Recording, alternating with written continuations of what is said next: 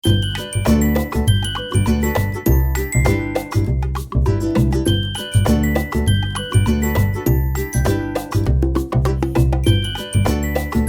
का डिफरेंस समझ में आ गया आप लोगों को? Yes sir. अगर रेस्ट के बारे में पूछा जाएगा तो आप क्या कहेंगे? If a body does not change its position with respect to time और with respect to any other stationary object, समझे ना?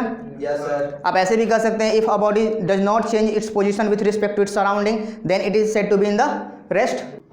अगला पॉइंट जो हमें डिस्कस करना है वो है डिस्टेंस। डिस्टेंस क्या होगा बाबू? The path of the length traversed by a body is called distance. ठीक है, जितना पाथ का जो लेंथ ऑब्जेक्ट ट्रेवल करता है उसको हम कहेंगे डिस्टेंस। ठीक है ना, पाथ का जो एक्चुअल लंबाई होगा, आखिर कितना चला गया। अगर मैं इस कॉर्नर से इस कॉर्नर तक आ रहा हूं तो इस कॉर्नर से उस कॉर्नर की लंबाई है 5.5 फीट्स, तो मैंने कितना चला?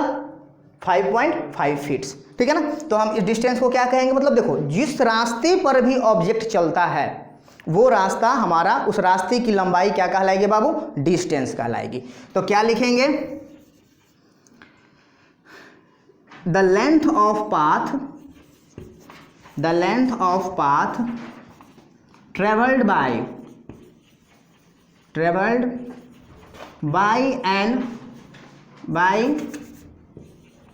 an object is called distance। ठीक है, समझे? Is called distance. अब देखिए, जैसे मान लीजिए ये पॉइंट ए है और ये पॉइंट बी है। पॉइंट ए से पॉइंट बी एक स्ट्रेट लाइन डिस्टेंस है, जिसका कि यहाँ पर मैंने इसको बोला कि चलो ये 2 किलोमीटर है, तो ए से बी की दूरी कितनी हुई? डिस्टेंस कितना हुआ? 2 किलोमीटर। अगर ए यहाँ है और बी यहाँ है, अगर हम ए से बी जाने के लिए इस पाथ को फॉलो करते हैं और ये हमारा 5 किलोमीटर्स हो जाता है, तो ये डिस्टेंस क्या कहलाएगा? ए से बी का डिस्टेंस कितना है बाबू? 5 किलोमीटर्स। ठीक है ना, तो दो पॉइंट, एक पॉइंट से दूसरे पॉइंट जाने के इनफाइनाइट वेज होते हैं, इनफाइनाइट रास्ते होते हैं, तो डिस्टेंस उसको कहेंगे जिस रास्ते को हम फॉलो कर रहे हैं। बात समझे ना? ये नहीं, और सुनिए, तो आपके मन में ये क्वेश्चन होगा कि सर ये तो सीधा रास्ता है और ये टेढ़ा मेढ़ा रास्ता है, तो अगर इन दोनों में क्या अंतर है? तो उसको हम डिस्कस करेंगे अगले पॉइंट में, दैट इज डिस्प्लेसमेंट। समझे? फिलहाल आप ये समझिए कि एक पॉइंट से दूसरे पॉइंट जाने के लिए हम जिस भी रास्ते को फॉलो करते हैं वो रास्ता हमारा डिस्टेंस कहलाएगा। बात समझे? तो सुनिए, अब यहाँ जो डिस्टेंस के बारे में हमने कहा, तो ये क्या है? डिस्टेंस एक फिजिकल क्वांटिटी है। फिजिकल क्वांटिटी किसको कहते हैं बेटा? The quantity which can be measured and the follow the law of physics is called physical quantity. तो इसको मेजर कर सकते हैं ना, तो जब इसको मेजर कर सकते हैं, यह एक फिजिकल क्वांटिटी है, तो इसका यूनिट भी होगा। और ये कौन सी फिजिकल क्वांटिटी है ना? तो यहां से हम डिस्कस करेंगे। बात समझे? तो चलिए, फिजिकल क्वांटिटी को हम डिस्टेंस और डिस्प्लेसमेंट को डिस्कस करने के बाद फिजिकल क्वांटिटी को डिस्कस कर देंगे, ताकि आपको चीज़ें ज़्यादा क्लियर से समझ में आएंगी। समझे ना? तो चलिए, इसका फिलहाल आप लिखते हैं, इसका जो एसआई यूनिट होता है वो होता है, एसआई यूनिट क्या होता है बुआ? एसआई यूनिट होता है डिस्टेंस को मेजर करने के लिए मीटर और किलोमीटर। इसका छोटा भी यूनिट है, सेंटीमीटर है, मिलीमीटर है ना, डेसीमीटर है, डेकामीटर है ना। तो लेकिन हम लोग एसआई में मीटर को लेते हैं, मीटर इसका एसआई यूनिट है। ठीक है ना, और इसका जो बड़ा यूनिट है उसको हम किलोमीटर कहते हैं। समझे? यह जो यूनिट है डिस्टेंस जो है, यह एक स्केलर क्वांटिटी है, स्केलर क्वांटिटी है। ठीक है ना, स्केलर और वेक्टर क्या होता है हम जस्ट इसके बाद बताने वाले हैं आपको। ठीक है ना, तो चलिए, ये था डिस्टेंस। बात समझे? लेकिन अगर एक पॉइंट से दूसरे पॉइंट तक जाने में जिस शॉर्टेस्ट पाथ का हम यूज करते हैं, यानी कि जो शॉर्टेस्ट पाथ होता है from initial position to final position, that is called displacement. बात समझे? डिस्प्लेसमेंट किसको कहेंगे बाबू?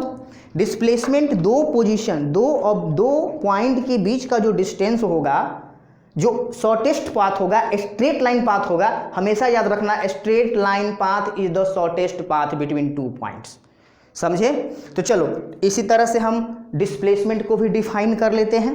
तो डिस्प्लेसमेंट को कैसे डिफाइन करेंगे यहाँ देखते हैं।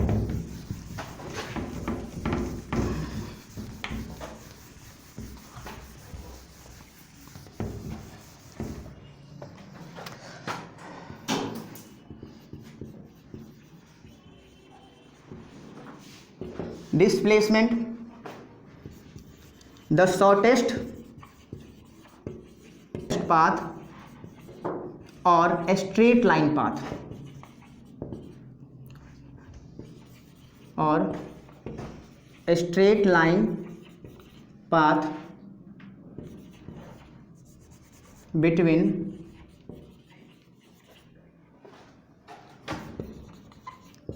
टू पॉइंट्स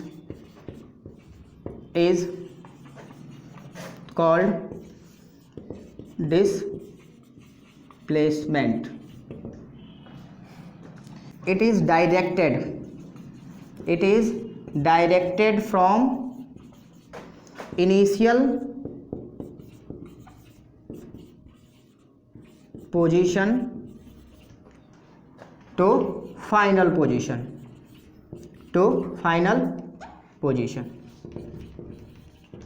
देखिए, डिस्प्लेसमेंट दो पॉइंट के बीच का जो डिस्प्लेसमेंट होगा वह हमेशा और हमेशा एक स्ट्रेट लाइन पाथ होगा जो शॉर्टेस्ट होता है। हमने क्या बोला, स्ट्रेट लाइन पाथ, दो पॉइंट के बीच का स्ट्रेट लाइन पाथ ही सबसे शॉर्टेस्ट पाथ होता है, समझे ना। तो देखिए यहाँ से यहाँ, और हमने इसमें क्या लिखा है, it is directed from initial to final. मान लो कि आप पहले यहाँ पर थे और बाद में लास्ट में यहाँ पर आए, यानी कि इनिशियली यहाँ थे, फाइनली यहाँ आए, तो आपका डायरेक्शन क्या होगा, फ्रॉम इनिशियल टू फाइनल। मान लो कि आपका ये पॉइंट ए है और ये पॉइंट बी है, ठीक है ना, और आपने क्या किया, इसको यहाँ से यहाँ गए, इस डायरेक्शन को फॉलो किया ए से बी तक, तो क्या ये डिस्प्लेसमेंट कहलाएगा? जी नहीं, ये डिस्प्लेसमेंट नहीं कहलाएगा, क्योंकि यह स्ट्रेट लाइन नहीं है। स्ट्रेट लाइन क्या है, ये। तो यहाँ पर देखिए, तो फिर इसको क्या बोलेंगे, इसको हम डिस्टेंस बोलेंगे और इसको डिस्प्लेसमेंट बोलेंगे, ठीक है ना। आप देख रहे हैं इसमें क्या है, इसमें डायरेक्शन की बात की गई है, डायरेक्शन की बात की गई है इनिशियल से फाइनल, तो ये कौन सा क्वांटिटी होगा, यह एक वेक्टर क्वांटिटी होगा। तो इसका यूनिट क्या होगा बाबू, इसका एसआई यूनिट क्या होगा, एसआई यूनिट इसका क्या होगा बउआ, इसका एसआई यूनिट भी मीटर होगा और किलोमीटर होगा, मीटर होगा, और इसका बड़ा यूनिट किलोमीटर होता है, ठीक है ना। देखिए एसआई यूनिट हमेशा मीटर ही होता है, चाहे डिस्टेंस हो या डिस्प्लेसमेंट हो। सेंटीमीटर, डेकामीटर, डेसीमीटर, ठीक है ना, ये सब छोटा होता है, ठीक है ना, और किलोमीटर बड़ा होता है, बात समझे। लेकिन एसआई यूनिट की अगर बात करेंगे तो क्या बात करेंगे बाबू, मीटर, समझे। जिस तरह से टाइम का सेकंड होता है, टाइम का एसआई यूनिट क्या होता है, सेकंड होता है, मिनट भी तो होता है, आवर भी तो होता है, तो क्या है, सेकंड का मल्टीपल है ये सब, समझे ना।